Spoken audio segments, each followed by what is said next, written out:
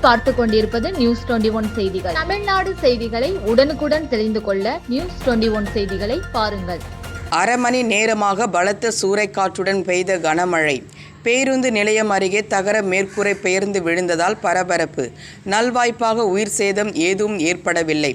கரூர் மாவட்டம் குளித்தலை நகரம் மற்றும் சுற்று வட்டார பகுதிகளில் சுமார் அரை மணி நேரத்திற்கு மேலாக பலத்த சூறைக்காற்றுடன் கூடிய கனமழை பெய்தது.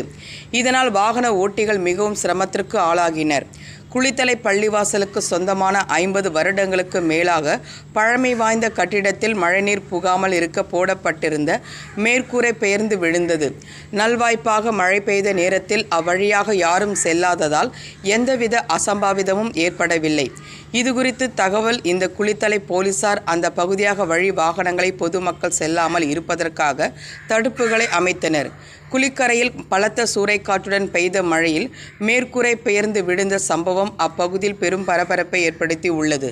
நியூஸ் 21 தமிழ்நாடு செய்திகளுக்காக சதீஷ்.